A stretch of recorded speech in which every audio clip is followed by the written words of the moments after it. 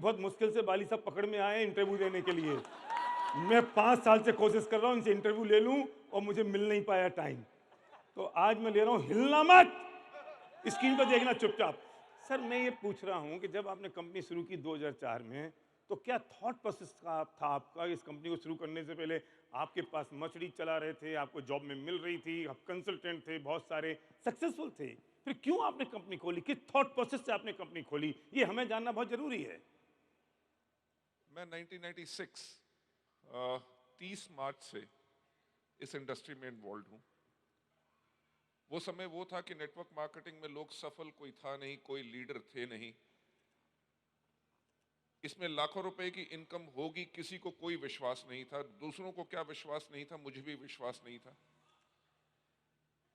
पर वो समय जब कोई मार्केटिंग प्लान नहीं शो कर सकता था, कोई प्रोडक्ट की डेमोन्स्ट्रेशन नहीं कर सकता था, मैं वो एक व्यक्ति था जिसने लगभग 3 साल पूरे देश भर में जा जाके लोगों के घर में होम मीटिंग्स की, 1-to-1 प्लान किए, हजारों प्लान शो किए स्टेज के ऊपर खड़े होके, और हजारों प्रोडक्ट ट्रेनिंग क्या बात कही है, वाह!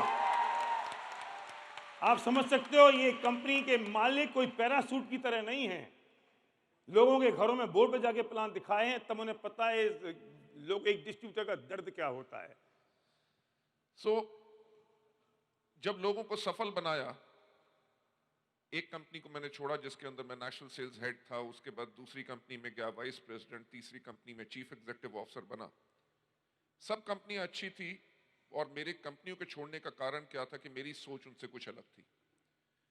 क्योंकि लोगों के साथ मैं उस धरती के लेवल तक जुड़ा हुआ था, तो लोगों का दर्द मुझे समझ आता था। और इतने साल इस इंडस्ट्री में काम करने के बाद मुझे एक चीज का एहसास हो गया था कि अगर इस दुनिया में कोई नेक काम है, सबसे नेक काम है डायरेक्ट सेलिंग। बहुत बढ़िया, बहुत राइट। खूब। क्यों आपको ऐसा लगता है कि नेक काम है ये?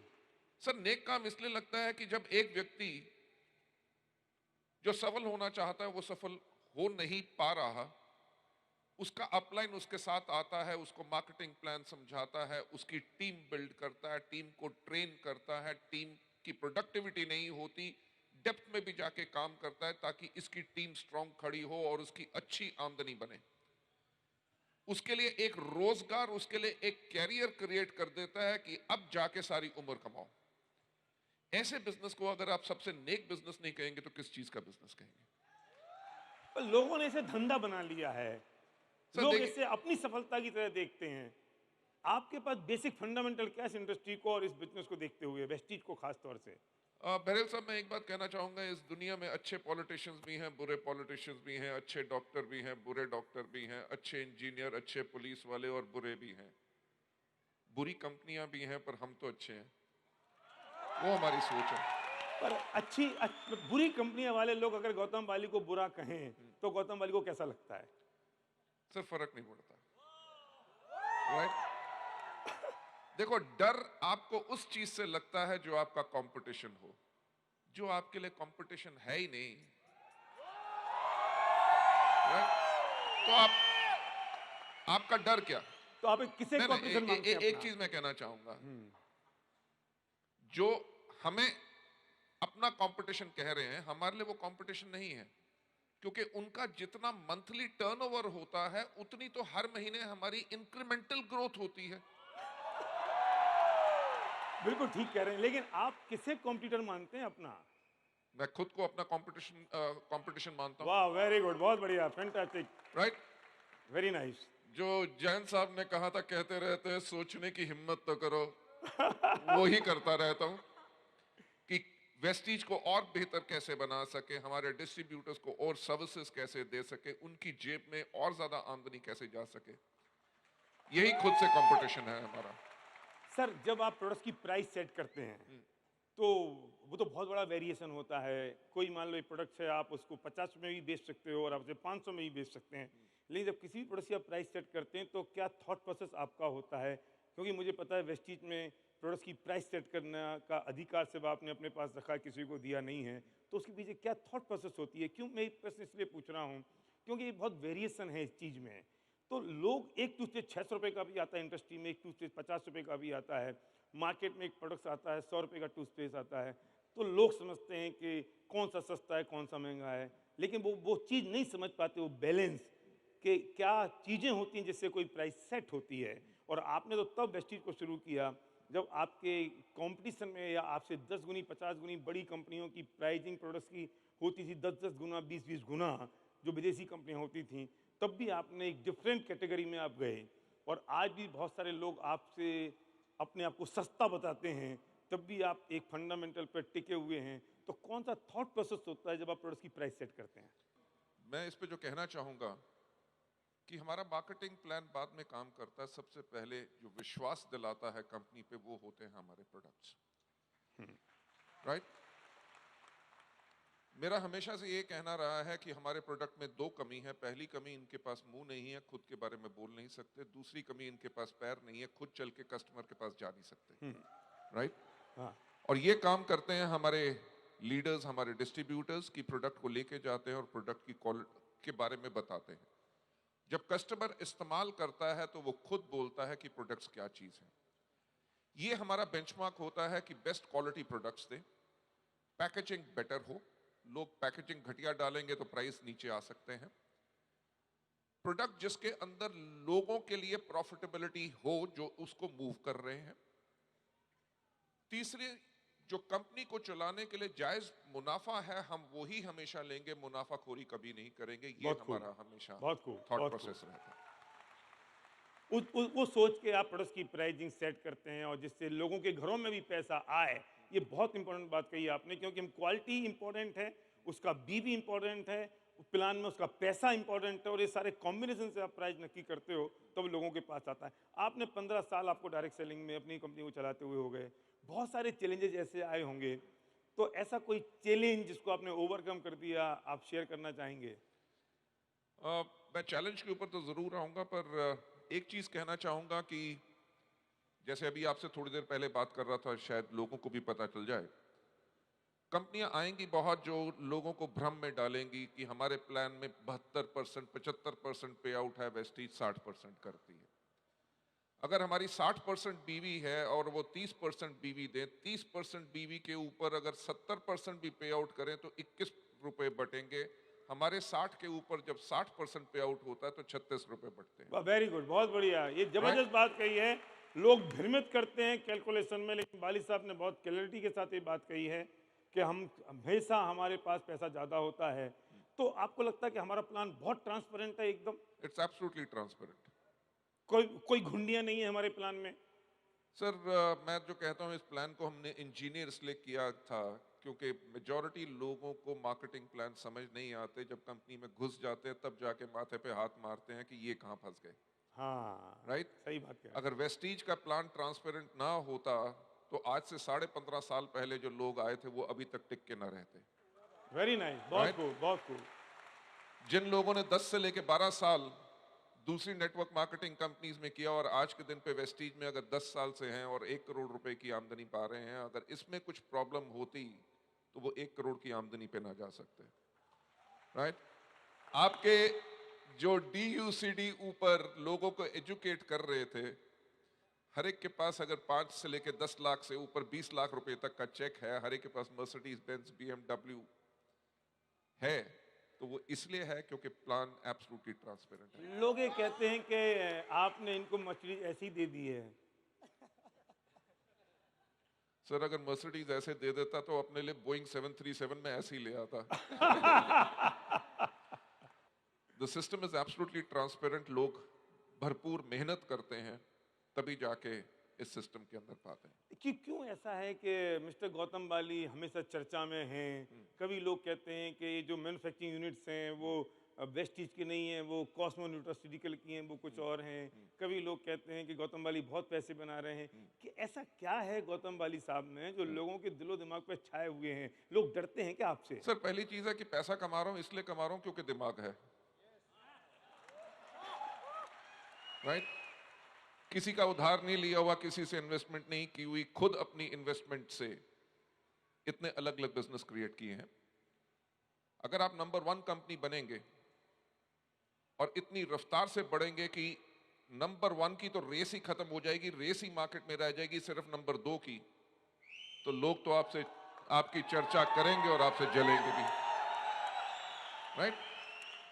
ये मेरा कसूर नहीं है, ये कसूर है कि हमने इतने लोगों को इतना सफल कर दिया जो बाकी लोग नहीं कर सके, उसी के करके हम चर्चा में हैं। तो आपको क्या लगता है कि ये बिजनेस प्रोडक्ट्स का है या लीडरशिप का है, ड्रीम का है? तो देखिए, जैसे मैं हमेशा कहता हूं कि कोई प्लान काम नहीं करता, कोई प्रोडक्ट काम नहीं करता, सिर्फ एक चीज काम करती है, वो लीडरशिप। मैं जो हमेशा कहता हूं कि अगर इस दुनिया में सिर्फ एक व्यक्ति है जो आपको सफल बना सकता है, वो है आप खुद, राइट? और इस दुनिया में एक व्यक्ति है जो आपको सफलता के ऊपर जाने से रोक सकता है, वो है आप खुद। मैं आज विनिंग टीम के फंक्शन में क्यों आया हूं और आप लोगों को क्यों इनकरेज किया, हमेशा सपोर्ट करता हूं, क्योंकि जब तक कोई व्यक्ति अपने आप को लीडर नहीं बनाता और लीडर जैसी सोच नहीं लाता, वो कभी सफल नहीं हो सके। अगर मैं कहता हूं leadership, double universal crown director बनना लीडरशिप नहीं है, वो एक अचीवमेंट का लेवल है। लीडरशिप आती है जब आपके अंदर ईमानदारी होती है। ईमानदारी वो चीज होती है जो आपकी सोच की ईमानदारी, आपकी बोलने की ईमानदारी, आपकी देखने की ईमानदारी, दूसरों का दर्द समझने की ईमानदारी। जब आप किसी को कहते हैं तू मेरी जान है, मेरा शेर है, उस लफ्ज में जब ईमानदारी होगी, वही आपको लीडरशिप के ऊपर लेके जाएगी। सर, मैं एक प्रश्न और पूछना चाहता हूं कि बिजनेस विश्वास का है, फेथ का है, और आप हमेशा ही कहते हैं कि वेस्टीज परिवार है, इतना बड़ा परिवार है, तो ये जो फेथ है, अब मैं इस पूरे हुजूम को, पूरे हिंदुस्तान को ही कहना चाहता हूं कि क्या ये पूरा हिंदुस्तान गौतम बाली साहब के ऊपर आंख बंद करके भरोसा कर सकता है अपने भविष्य और अपने बच्चों, अपनी पीढ़ियों के लिए? सर, 15.5 साल, जून में 16 साल कंप्लीट हो जाएंगे, राइट? 130 करोड़ की पॉपुलेशन वाला देश, इसके अलावा Nepal, Bangladesh, UAE, Bahrain, Saudi Arabia, Oman, अगर इतनी जनसंख्या में एक व्यक्ति अगर हमारे ऊपर उंगली नहीं उठा सका, सबने विश्वास किया, जब 16 साल विश्वास हो गया, जब कंपनी छोटी थी, अब तो विश्वास ना करने की तो कोई सवाल ही नहीं पैदा होता। एक चीज मैं इस पे और ऐड करना चाहूंगा कि आज का दिन संडे है, राइट? 7 दिन आज के दिन पे भी काम करता हूं। वो किस लिए काम करता हूं कि जब लोगों की जिंदगियां बदलती हैं, तभी मुझे खुशी मिलती है। मेरा अंतिम प्रश्न यही था, जो आपने उसका उत्तर दे दिया, पर भी मैं उत्तर से संतुष्ट नहीं हूं। आप 2000 करोड़ के हो गए हो, इस साल आप 24, 25, 28 तो 3000 जाएंगे। ग्रुप जब हमारा मार्च में क्लोज करेगा, वो लगभग 3700 करोड़ का ग्रुप होगा। ये जब इतने बड़े आप हो गए हैं, तो गौतम बाली साहब को क्या क्या पड़ी है सातों दिन काम करने की, इतनी मेहनत करने की? आप भी तो आराम फरमा सकते हो। सर, आप भी तो अपनी जगह किसी 1-8 करोड़ रुपए तनख्वाह दे के किसी बड़े से सीईओ को रख सकते हो और वो संभाल लेगा और आप आराम फरमा सकते हैं। मैं एक चीज कहना चाहूंगा कि जब वेस्टिज शुरू की थी 2004 में, तब भी मैं 6 फुट 3 इंच का था और आज के दिन पे भी 6 फुट 3 इंच का हूं, राइट? तो मैं बड़ा नहीं बना, कंपनियां बड़ी बनी हैं, राइट? बहुत खूब, बहुत बड़ी बात आपने कह दी। ये बात बहुत बड़ी बात कह दी। मैं नहीं समझ पाया कि आप लोग इस बात को समझे कि नहीं समझे। मैंने वाली साहब से कहा आप इतने बड़े बन गए हैं, वे कह रहे हैं कि मैं बड़ा नहीं बना हूं, कंपनी बड़ी बनी है। ये बात बड़ी बात है, बहुत बड़ी बात है। और बात को मैं सेकंड इसलिए कर रहा हूं कि अभी भी कोई व्यक्ति अगर बाली साहब से कहता है मुझे प्लान समझ नहीं आया, तो इनके पास 500 लोगों का स्टाफ है, इनके पास इनके 2 और डायरेक्टर हैं, इनके पास प्लान दिखाने वाले लोगों की फौज है, लेकिन ये किसी से नहीं कहते हैं, खुद प्लान दिखाने खड़े हो जाते हैं। मैंने इनसे पूछा कि क्यों दिखाते हो आप प्लान? ये बोले कि प्लान दिखाना मेरा नशा है आज भी। अभी परसों कैलकाटा में 125 लोगों के सामने खड़े होकर फिर से व्हाइट बोर्ड के ऊपर प्लान दिखाया था पूरा। मैं आपसे कहना चाहता हूं, या कितने लोग ऐसे हैं जिन्होंने प्लान दिखाना बंद कर दिया है, या कितने लोग ऐसे हैं जिन्होंने प्लान दिखाना शुरू भी नहीं किया है। हम अपने आप में एक चुल्लू ले लें, चोल्लू में थोड़ा सा पानी ले लें और उस पानी का जो करना हो वो करें। मैं आपसे कह नहीं सकता हूं कि डूब मरो, लेकिन बाली साहब अगर ये काम कर रहे हैं तो हमें तो सोचना पड़ेगा इस बात के लिए।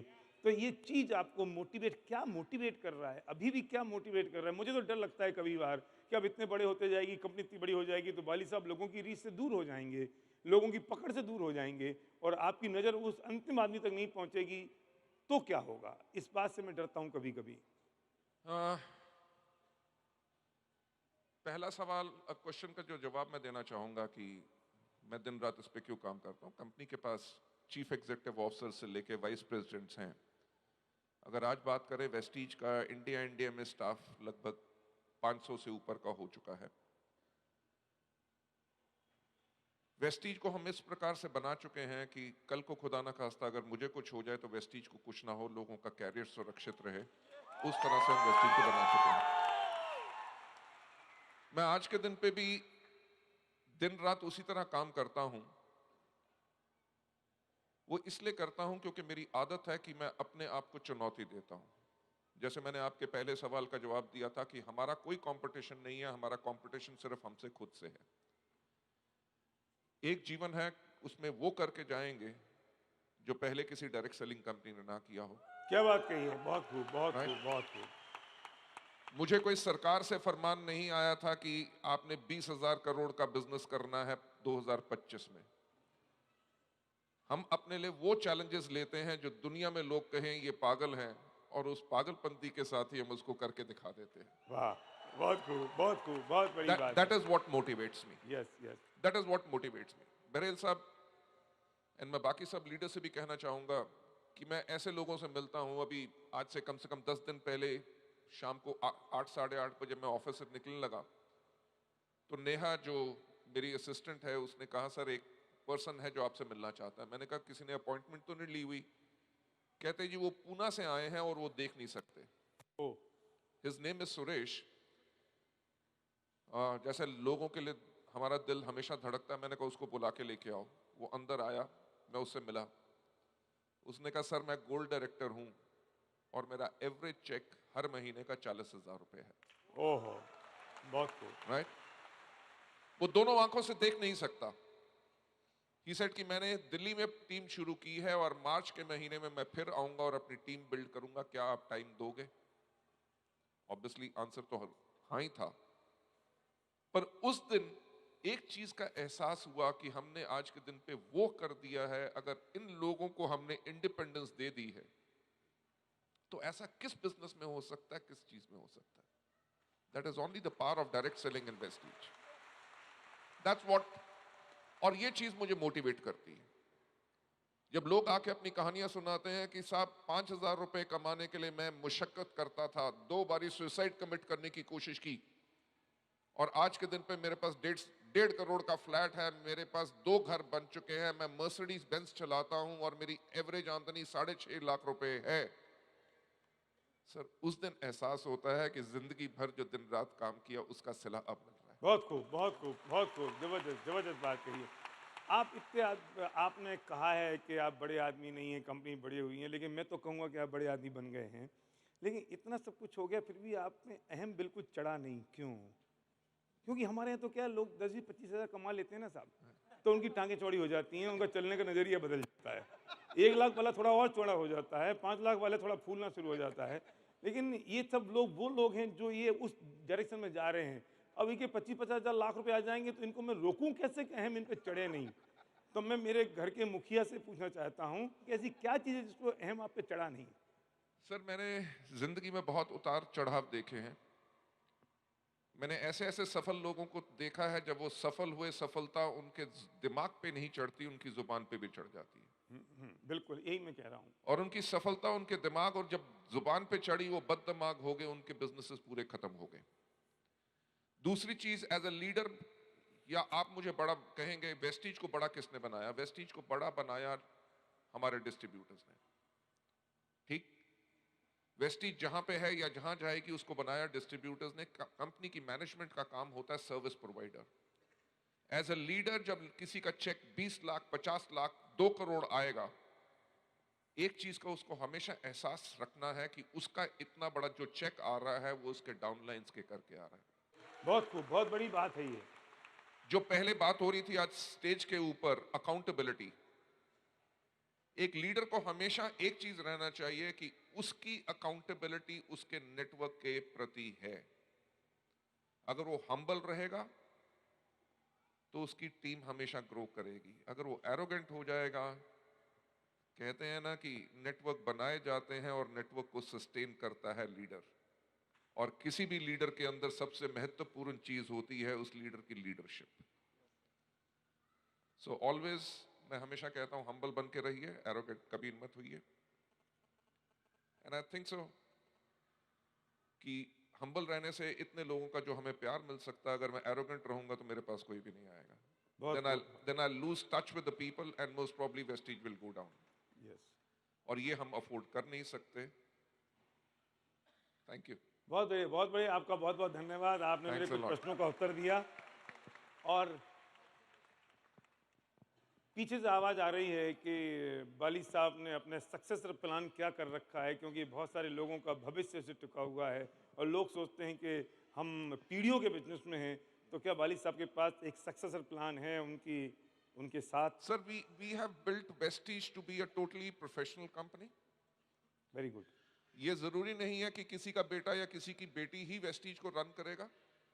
हमने आज के दिन पे भी टोटल हैंड्स ऑफ करके ऑर्गेनाइजेशन को टोटल प्रोफेशनल बना दिया है। हमारे चीफ एग्जीक्यूटिव ऑफिसर्स, हमारे वाइस प्रेसिडेंट्स, हमारे जनरल मैनेजर्स, हमारे managers, they are the one जो एवरीडे कंपनी को रन कर रहे हैं। हम मेंटरिंग और विजनरी रोल में आज के दिन पे हैं।